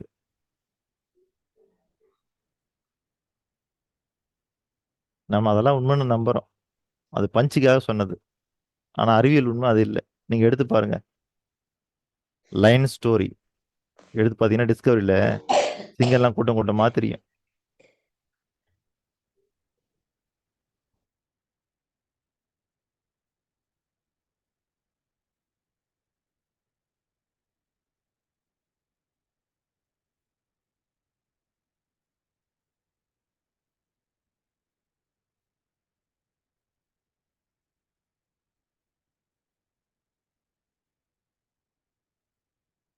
சொல்லுங்க ஐயா வேற. இப்போ இந்த தன்மை எல்லாம் கொஞ்சம் கொஞ்சமா உங்க மனசோட சேர சேர சேர என்ன ஆகுன்னு கேட்டீங்கன்னா, நீங்க அப்படியே இயற்கையோட ஒத்து போக உங்களுக்கு நடக்கூடிய சில ஆபத்தான விஷயங்கள், சில தவிர்க்க வேண்டிய விஷயங்கள்லாம் இயற்கை உங்களுக்கு முன்கூட்டியே காமிச்சிடும். இப்ப நம்ம சொல்றோம், இருக்கிற உயிரினங்கள்லயே சிறந்த படைப்பா நம்ம பார்க்குறோம். யார? மனுஷனை. ஏன்னா மனுஷனுக்கு மட்டும்தான் எப்படி வாழணுன்ற ஆப்ஷன் இருக்குது. இப்போ சுனாமின்னு ஒண்ணு வருது. வரும்போது மனுஷன் விரும்பினால் அதை தெரிந்து கொள்ளலாம். சரிங்களா? அது வரத தெரிஞ்சுக்கிறதுக்கும் தெரியாம இருக்கிறதுக்கும் மனிதனுடைய விருப்பம் தான் காரணம். அவன் விரும்பினாதான் தெரிஞ்சுக்க முடியும். ஆனா இயற்கைகளுக்கெல்லாம் வாழ்க்கை அது விரும்பின மாதிரி செலக்ட் பண்ணிக்க முடியாதுன்றதுனால தான் நீங்க பாத்தீங்கன்னா சுனாமி மாதிரி அல்லது இயற்கை பேரிடர்கள்லாம் வரும்போது எல்லா விலங்குகளையும் இயற்கை அலாட் பண்ணிடும். சுனாமில கூட அதான் சொன்னாங்க, மனுஷன் செத்த மாதிரி வந்து நாய்களோ பூனையோ மாடுகளோ இறந்து போகல. காரணம் என்னன்னா அதுக்கு முதல்ல தெரியும். அப்ப யார் அதை கைட் பண்ணுதுன்னா நேச்சர் கைட் பண்ணிட்டு இருக்குது. இன்னைக்குதான் நமக்கு திசை காட்டும் கருவிலாம் வச்சிருக்கிறோம். அந்த காலத்துல கப்பல் பயணம் பண்ணும்போது அவங்க என்ன பண்ணுவாங்கன்னா, பறவைகள் எந்த திசையில பறக்குன்னு பார்ப்பாங்க. அப்ப பறவைகள் பறக்கிற திசை தான் நிலப்பரப்புகள் இருக்கிற திசைன்னு தெரிஞ்சு அதை பக்கம் அப்படி கப்பல் போகுமா. தேவாங்குங்கிற ஒரு மிருகத்தை கூட பயன்படுத்தியதாக படிச்சிருக்கேன். என்னங்கய்யா? தேவாங்குங்கிற ஒரு மிருகத்தை கூட ஆ, அந்த கப்பல்ல பயன்படுத்தியதாக பார்த்திருக்கேன். ஆமா ஆமா, சரிங்களா? அந்த மாதிரிதான். அதே போல காட்டுக்குள்ள வாழறவங்க பல அறிகுறிகளை சுத்தி இருக்கிற விலங்குகளை வச்சுதான் தெரிஞ்சுக்குவாங்க. எங்கேயாவது திடீர்னு பறவை சத்தம் போடுதுன்னா அதுக்கு என்ன காரணம்? ஒட்டுமொத்தமா அது பறக்குதுன்னா அதுக்கு என்ன காரணம்? திடீர்னு விலங்குகள் இடம்பெறும் பொழுது ஏற்படக்கூடிய மாற்றங்கள்.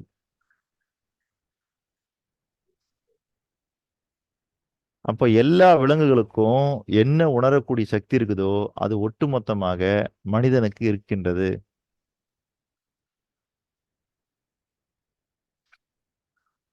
அருணகிரியா என்னென்னமோ வீடியோ எல்லாம் தேடி பார்த்தாங்க. ஆனா இந்த வீடியோ பார்த்தாங்கன்னு தெரியல. மனம் என்னும் மாய தேவதை பார்த்திருக்கீங்களா ஐயா? அது வந்து கம் அக்ராஸ் பண்ண பட் முழுசா பார்க்கல சார். மனம் என்னும் மாய தேவதை என்றது மொத்தம் 12 சீரீஸ் இருக்குது. அது தேடும்போது ஒவ்வொன்றா வந்தது, ஒவ்வொன்றா ஆனா அது முழுசா பார்க்கல. அதான் அது ஒவ்வொன்றா லைனா 12 சீரீஸையும் பார்த்தீங்கன்னா தெரியும் உங்களுக்கு நம்ம மனசுக்கு எவ்வளவு பெரிய ஆற்றல் இருக்கிறதுன்னு. எல்லா விலங்குகிட்ட இருக்கிற ஆற்றலும் நம்ம மனுஷனுக்கு இருக்குதான். ஓகேங்களா? ஆனா அதை இப்ப நம்ம பயன்படுத்த முடியாத அளவுக்கு நம்மளுடைய அறிவு வளர்ந்து போச்சு. வேற ஒண்ணும் இல்லை. அதாவது அறிவுங்கிறது கையில வளர நகம் மாதிரி. கொஞ்சமா வளர்த்து வச்சுக்கிட்டீங்கன்னா நீங்க வெங்காயம் உரிக்கலாம், காய்கறியில் இருக்கிற தோலெல்லாம் உரிக்கலாம். பல இடங்கள்ல அந்த நகம் பயன்படும், கீறதுக்கு, நோண்டுறதுக்கு, எல்லாத்துக்கும். ஆனா இதே கின்னஸ் ரெக்கார்ட்ல வர மாதிரி 15 மீட்டர் 20 மீட்டர்லாம் வளர்த்து வச்சுக்கிட்டீங்கன்னு வச்சுக்கோங்க, சாப்பாடை யாராவது ஊட்டி தான் நீங்க சாப்பிட முடியும். அந்த மாதிரி தான் அறிவும். எவ்வளவுக்கு எவ்வளவு அது நீளமா வளருதோ அவ்வளவுக்கு அளவு உங்களை இயற்கையிலேருந்து அது வெளியே கொண்டு போயிடும்.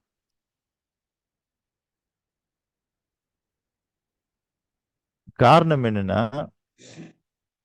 இந்த இயற்கை நம்மளை படைக்கும் போது ஒவ்வொரு செல்லுக்குள்ளரையும் தனிப்பட்ட அறிவு வச்சிருக்குது. தனிப்பட்ட அறிவு. அதெல்லாம் இன்னைக்கு வரைக்கும் ஆராய்ச்சி பண்ணிட்டு இருக்காங்க, இன்னும் கண்டுபிடிக்க முடியல. 2 இட்லி சாப்பிட்டா நாம அந்த இட்லியை ரத்தமா மாத்தணும்ன்ற அறிவு யார் கொடுத்தது? நம்ம உடம்புக்கு யோசிச்சு பாருங்க. நம்ம ஏதாவது கமெண்ட் கொடுக்குறோமா? நான் இப்ப இட்லி சாப்பிட்டுருக்கேன், இதை ரத்தமா மாத்துனேன். இல்ல பாருங்க. அப்ப யார் அதை பண்றது? சார் இந்த நம்ம மாடுக்கு தீவனம் சாப்பிடுதுல்ல, அது ம், அது சாப்பிடுற அந்த வைக்கோல்லயோ இல்லைன்னா புண்ணாக்குலயோ பருத்திலயோ வந்து பால்ல இருக்கிற புரோட்டீன்ஸும் கால்சியமும் இல்லை. ஆனா அது எப்படி வருது அப்படின்றது ம். புதுசுமா இருக்காரு. இல்ல அதுதான். அதனால எல்லாமே பார்த்தீங்கன்னா, இயற்கை நமக்கான அறிவுகளை ஒவ்வொரு செல்லுக்குமே கொடுத்துருக்குது. மனுஷனுக்குள்ள ஒவ்வொரு செல்லுக்குமே கொடுத்துருக்குது. நீங்க நல்லா யோசிச்சு பாருங்க. ஒரு செருப்பு போட்டு நம்ம நடக்கிறோம். ஒரு 3 மாசத்துலயே 6 மாசத்துலயே செருப்பு தேஞ்சு போகுது. ஆனா நம்ம காலை கொண்டு எவ்வளோ வருஷமா நடந்துட்டே இருக்கிறோம். அப்ப அதே தேய்மானம் கால்ல ஏற்பட்டுருக்கணும்ல. செல்கள் தொடர்ந்து வளர்ந்துட்டு தானே சார் இருக்கும். அதுதாங்க ஐயா நான் சொல்றது. காலோட சைஸ் இருக்கு இல்லையா? அந்த அளவுக்கு தான் வளரணும்னு யார் சொல்லி கொடுத்ததுன்றேன். செல்லு வளரக்கூடியதுதான். கால் பாட்டில் வளர்ந்துட்டே போலாம்ல, யானை கால் மாதிரி. ஆனா அப்படி இல்லாம உங்க கால் ஒரு ஷேப்போட அந்த ஷேப்புக்குள்ளேயே தானே இருக்குது அது. நான் சொல்றது உங்களுக்கு புரியுதுங்களா? புரியுது, புரியுது. அப்போ செல்லு வளர்ந்துட்டு இருக்குதுன்றது உண்மைதான். அப்ப அது தாறுமாறா வளர்ந்து எங்கேயோ இல்ல போகணும். ஆனா அப்படி போகலையே. அது ஒரு ஷேப்புக்குள்ள இருக்குது. அந்த ஷேப்புக்குள்ளே அது வளர்க்குது. அதே போல நம்ம ஒரு பொருள் தான் சாப்பிடுறோம். ஒரு உணவுப் பொருள் தான் சாப்பிடுறோம். உள்ள போகுது. இல்ல. நுரையீரலுக்குள்ள போகக்கூடிய அந்த உணவுடைய சக்தி நுரையீரல் செல்லா மாறுது. ஹார்ட்டுக்குள்ள போகும்போது ஹார்ட்டா மாறுது. கண்ணுக்குள்ள போகும்போது கண்ணா மாறுது. இதெல்லாம் யார் சொல்லிக் கொடுத்தாங்கன்றேன். அப்ப எவ்வளவு பெரிய அறிவு நம்ம உடம்புக்குள்ளார ஒரு செல்லுக்குள்ளே இருக்குங்கிறேன். இப்போ உணவு போனா செல் எல்லாம் வளரணும் அப்படின்னா, நம்முடைய லங்ஸ் எல்லாம் வளர்ந்துகிட்டே இல்ல இருக்கணும். ஆனா எல்லாத்துக்குமே அது ஒரு சைஸ்ல நிக்குதுல்ல. அந்த சைஸ் யார் சொன்னது? நான் உங்களுக்கு ஏற்கனவே சொன்னது மாரி தான். 12 வருஷத்துக்கு ஒரு தடவ குறிஞ்சி பூக்குன்றது நமக்கு தெரியும். ஆனா அந்த மரத்துக்கு எப்படி தெரியும்? 12 வருஷம் ஆயிடுச்சுன்னு. ஆனா அது பூக்குது. எப்படி பூக்குது? நம்மகிட்ட காலண்டர் இருக்குது, கடிகாரம் இருக்குது. எல்லாம் நம்ம வச்சிருக்கிறோம். நமக்கு 12 வருஷம் தெரியும். ஆனா அதுக்கு எப்படி தெரியுது? 12 வருஷம் ஆயிடுச்சுன்னு. இன்னொரு இன்னொரு லைவ் எக்ஸாம்பிள் சார். ஏர்போர்ட்ல இந்த எக்ஸ்ரே மிஷின் பேக் கொண்டு வந்தீங்கன்னா ஓபன் பண்ணாமே பாக்குறாங்கல்ல. ம், அந்த அந்த சர்வீஸ் இன்ஜினியர் வந்து லடாக் ஏர்போர்ட் போய் லேண்ட் ஆகுறாரு. ம், தலைலாம் சுத்துது. அவர் ஃபர்ஸ்ட் டைமா வந்து ஹில்ல போய் லேண்ட் ஆகுறாரு. ம், தலை சுத்துது. அங்க உள்ளவங்க கேக்குறாங்க, என்ன பண்ணுது உனக்கு அப்படின்னு கேக்குறாங்க. ம், எனக்கு அப்படியே கிடினஸ் வருது அப்படின்ட்டாரு. நீ ஒண்ணும் பண்ண வேணா நேரா ரூமுக்கு போயிட்டு படுத்து ரெஸ்ட் எடுத்துட்டு நாளைக்கு வந்து சர்வீஸ் பண்ணுன்னு சொல்றாங்க. ரூமுக்கு போயிட்டு அதே மாதிரி ரெஸ்ட் எடுத்துட்டு வராரு. அடுத்த நாள் வராரு. அடுத்த நாள் வரும்போது நார்மலா இருக்காரு. அங்க உள்ளவங்களுக்கு வந்து அந்த லங்ஸோட சைஸ் வந்து பெருசா இருக்கு. இல்ல ம், இருக்கு. ம். ஸோ அது நார்மல் பிளைன்ல இருக்கிறவங்களுக்கு வந்து அந்த லங்ஸோட சைஸ் வந்து கொஞ்சம் டிஃபரன்ஸ் இருக்கு. ம். இயற்கையாவே விரிவடையுது அந்த மலைப்பகுதியில வாழ்ற மக்களுக்கு. அதுதான். அப்போ இயற்கை வந்து உங்களுக்கு அந்த மாதிரியான விஷயங்கள்லாம் கொடுத்துருக்குது.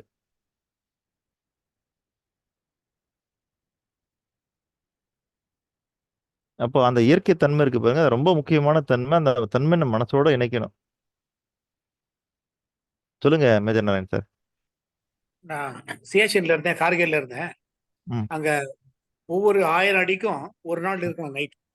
ம், இப்போ ம், நீங்க பிளேன்லேருந்து சும்மா நம்ம சேலம் போறீங்க, சேலம் ஒரு 800 மீட்டர் வச்சுங்க, 800 அடி வச்சுங்க. அன்னைக்கு ம், போயிட்டு அங்க இருந்து வந்துடலாம். ம், ஆனா அங்க மேல போகும்போது, மலையில போகும்போது ஒரு 10,000 அடி இருக்கு வச்சுங்க. நத்துல அவங்க பாஸ் 16,000. ம், அங்க போகும்போது என்ன பண்ணா, ஒரு நாளைக்கு ஒரு 1000த்துக்கு ஒரு நாள் நைட்டு தங்கணும். ம், இப்போ 8,000 அடி உயரத்துக்கு போறீங்கன்னா, 8,000 அடி போறதுக்கு முன்னாடி ஒரு பேஸ் கேம்ப் இருக்கு. பேஸ் கேம்ப்ல நம்ம 8 நாள் தங்கணும். இந்த 8 நாள் தங்கும்போது எந்த வேலையும் செய்யக்கூடாது. கொஞ்சம் கொஞ்சமா அவங்க சொல்லுவாங்க.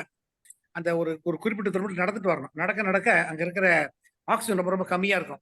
இந்த கம்மியான ஆக்சிஜனுக்கு நம்மளோட லங்ஸ் பழகிடும். அக்ளிமடைசேஷன் அப்படி சொல்லுவாங்க. இந்த கிளைமேட் நம்ம நம்ம லங்ஸுக்கு ஒத்து வரும். ம். திருப்பியும் 2000னா 2 நாள், 3000னா 3 நாள். ஸோ சிஎஸ்எல்லாம் அங்கே போகும்போது 12 நாள் ஒரு பேஸ் கேம்ப்ல இருப்போம். அப்போ அங்கே இருக்கிற அந்த ரொம்ப கம்மியான ஆக்சிஜனுக்கு நம்மளோட உடம்பு பக்குவப்படும். அதுக்கப்புறம் தான் நம்ம மேலே போவாங்க. ம், ஸோ அது போல மலையில் இருக்கிறவங்களுக்கு பொதுவாகவே ஆக்சிஜன் கம்மியாக தான் இருக்கும். மலையில ஆக்சிஜன் கண்டென்ட் கம்மியாக இருக்கிறதுனால ம், லங்ஸ் அதிகமாக வேலை செய்யும். இப்போ ம், நீர் ரொம்ப கம்மியான உறிஞ்சிக்கிறதுக்கு மண்ணு தயாரா இருக்கும். வானம் ம், பார்த்த பூமி போல. அது போல ம். லங்ஸ் ரொம்ப அதிகமா இருக்கும், பெருசா இருக்கும். இந்த இருக்கிற கொஞ்சம் ஆக்சிஜனை சர்க்குலேட் பண்றதுக்கு. அவ்வளவுதான் ஐயா. வணக்கம். நன்றி, நன்றிங்கய்யா. அதே போல நம்மளுடைய செல் இருக்கு பாருங்க. இந்த செல் எப்படிலாம் வேலை செய்யுதுன்னு நீங்க அதை எடுத்து பார்த்தீங்கன்னா, அது பின்னாடி போயிட்டே இருப்பீங்க. அவ்வளோ அற்புதமான வேலை பார்க்குது அது செல்லு. நம்ம பொதுவா செல்லுன்னு சொல்லிடுறோம். ஆனா நம்ம உடம்புல பல வெரைட்டில செல் இருக்குது. சரிங்களா? பிரெயின்ல இருக்கிற செல்லு வேற, ஸ்கின்ல இருக்கிற செல்லு வேற, பிளட்ல இருக்கிற செல்லு வேற, கண்ல இருக்கிற செல்லு வேற. அப்போ இதில பத்திலாம் எடுத்து பார்த்தீங்கன்னா, அது ஒரு பெரிய அதான் சொல்றேன். அதெல்லாம் வால பிடிச்சீங்கன்னா, அது எங்கேயோ போயிட்டே இருக்கும் அது. அப்புறம் இந்த செல் பத்தி படிச்சீங்கன்னு வச்சுக்கங்க, அதனுடைய அற்புதத்தெல்லாம் பார்க்கும்போது வியப்பா இருக்கும். அதே போல நம்ம உடம்புக்குள்ள இருக்கிற சிஸ்டம். சரிங்களா? சிஸ்டம். எப்படி நாம வந்து இங்க பார்க்கக்கூடிய ரொம்ப பெரிய விஷயம் என்னதுங்களா?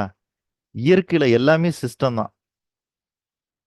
மனிதன் எங்க தோற்று போகிறான் என்றால், அவன் வெற்றி பெறுவதற்கான ஒரு சிஸ்டத்தை உருவாக்கவில்லை என்றால் தோற்று விடுவான்.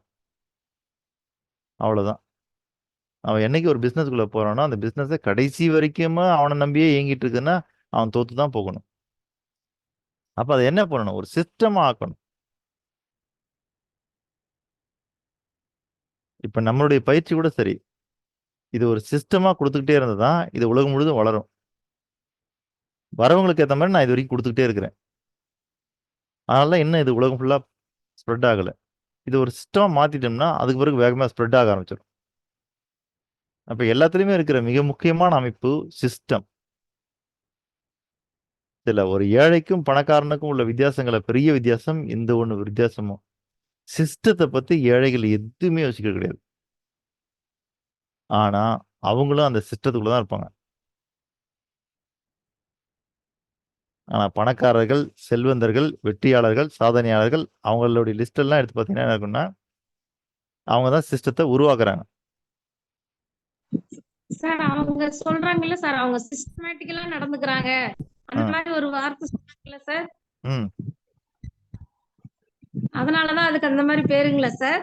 ஆமா. அப்போ அவங்க சிஸ்டமேட்டிக்கா நடந்துக்குவாங்க.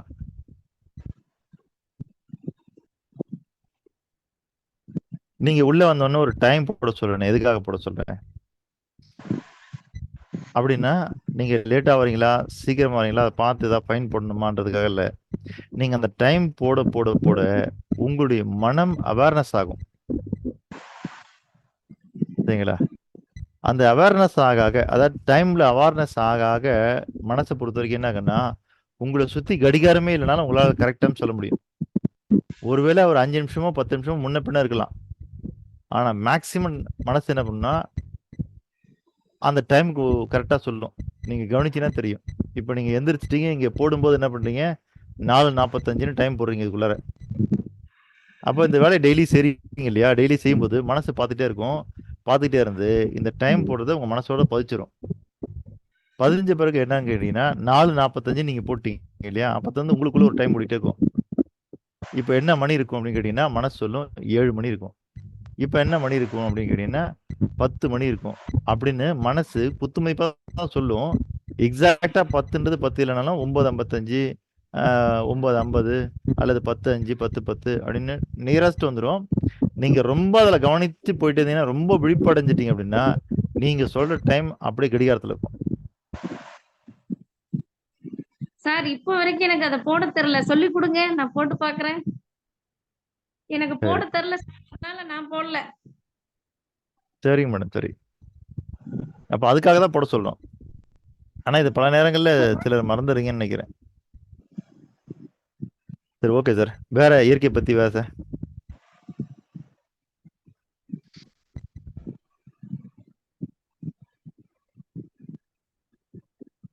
தொடர் இயக்கம் சார், இயங்கிக்கிட்டே இருக்கு. அதான் ஒழுங்குன்னு பார்த்தோம் இல்லையா?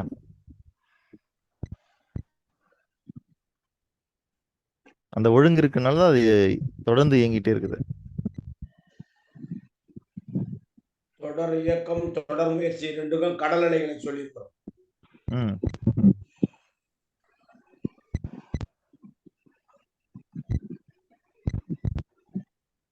அப்புறம் வேற இந்த 27 பண்புகளையும் 27 தன்மைகளையும் மனிதன் மனத்தோடு இணைத்து கொண்டால் செல்வந்தராகலாம்.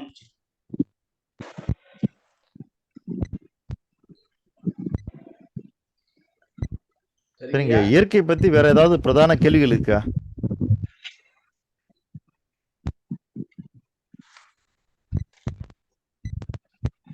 இல்லையா? இல்லை. உங்களோடு ஒட்டியே வந்ததுனால இயற்கையை சார்ந்த கேள்விகள் எந்த கேள்விகளும் எழுவதில்லை. சரிங்கய்யா.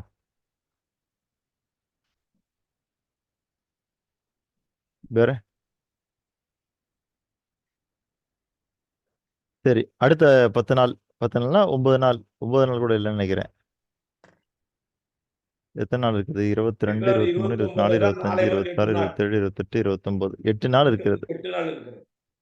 சரி, இந்த 8 நாள் என்ன பண்ண போறீங்க? அது நான் கேட்கணும்னு நினைச்சேன்.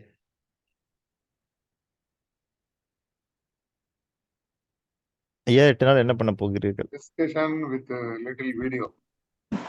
இல்லைங்கய்யா, 8 நாள் என்ன பண்ணணும்னு நான் ஏற்கனவே சொல்லியிருக்கிறேன், அதுக்காக கேட்குறேன். நல்ல பழக்கங்கள் பண்ணணும் சார். இதுவரைக்கும் நாங்க பார்த்த பாடங்களை இல்ல இல்ல இல்ல இல்ல அதுக்காக தான் இந்த தடவை உங்களுக்கு ஹோம்ஒர்க் நானே கொடுத்துட்டேன். என்ன பண்ணும்? அன்பு சொல்லணும் ஐயா, சொல்லுங்க. நல்ல பழக்கங்கள், தீய பழக்கங்கள் என்னென்ன இருக்கு லிஸ்ட் அவுட் பண்ணுங்க. Correct sir, correct. நல்ல பழக்கங்கள் எவ்வளவு இருக்குது, தீய பழக்கங்கள் எவ்வளவு இருக்குன்னு அடுத்த பாடத்திட்டத்துக்குள்ள வர்றதுக்கு முன்னாடி நீங்க ஒரு லிஸ்ட் அவுட் தயார் பண்ண போறீங்க. அது எவ்வளவு இருந்தாலும் பரவாயில்ல, 1000 கணக்குல நல்ல பழக்கம் இருந்தாலும் சரி, இல்ல 1000 கணக்குல கெட்ட பழக்கம் இருந்தாலும் சரி, லிஸ்ட் மட்டும் தான் நீங்க போட போறீங்க. அதை வச்சு நீங்க ஆராய்ச்சிலாம் எதுவும் பண்ண வேணாம். உங்க கண்ணுக்கு பளிச்சுன்னு தெரியுது நல்ல பழக்கம், ஓகே, எடுத்து எழுதுங்க. ஒரே பழக்கத்தையே பல தடவை எழுதி வைக்காதீங்க, சரிங்களா?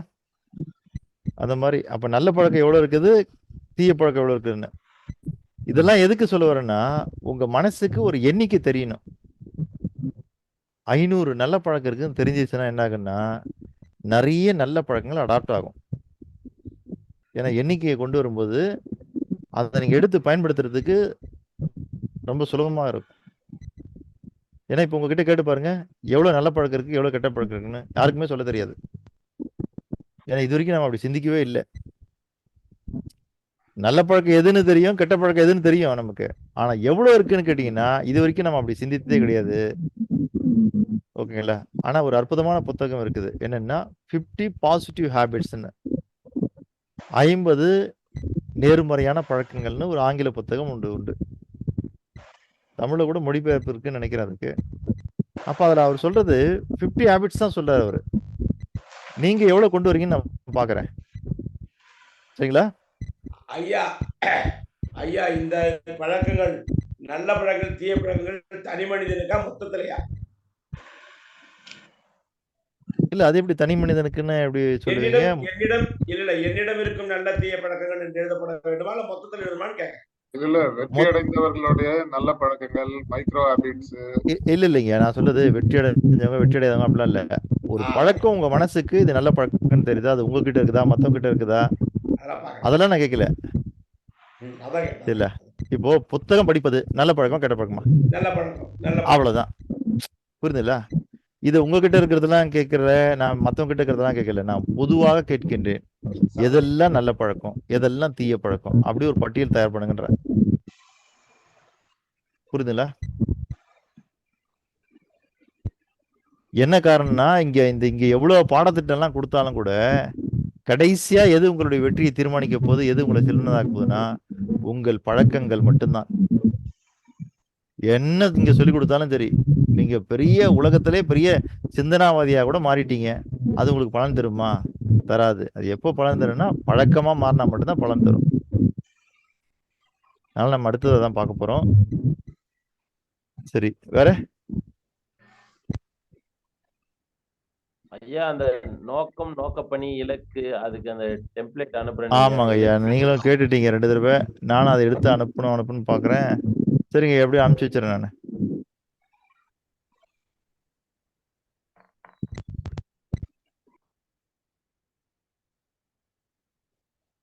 வேற ஏதாவது கேள்விகள் இருக்கா? இல்ல. லட்சுமிமா லைன்ல இருக்கீங்களா? இருக்கிறேன் சார். உலக மக்கள் நன்மைக்கான கூட்டு பிரார்த்தனை சொல்லுங்க. உலக மக்களின் நன்மைக்கான கூட்டு பிரார்த்தனை. சரி, யாரும் ஜாயிண்ட் ஆகலையா? நானே சொல்லி முடிச்சிருவா. ஜாயிண்ட் ஆவாங்க, இருங்க. உலக மக்களின் உலகின் எல்லா உயிர்களையும் படைத்த உலகின் எல்லா உயிர்களையும் படைத்த சர்வ வல்லமையும்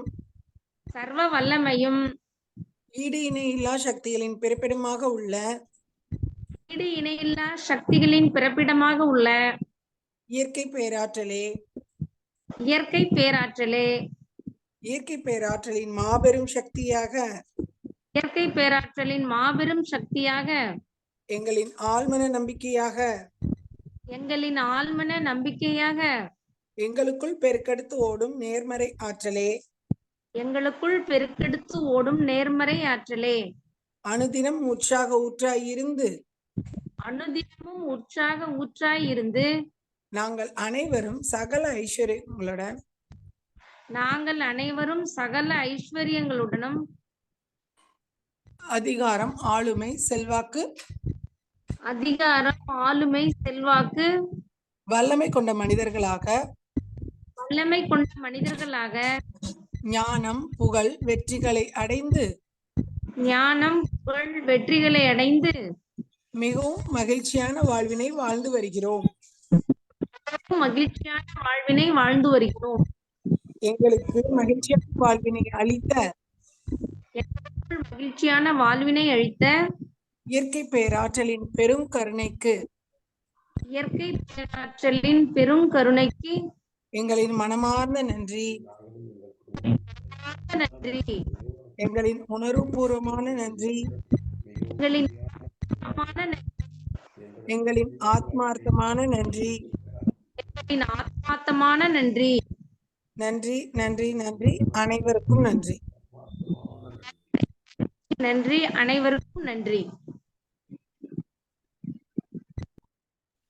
உலக மக்கள் நன்மைக்கான கூட்டு பிரார்த்தனை வாசித்த 2 ஆளுமைகளுக்கும் மிக்க நன்றி.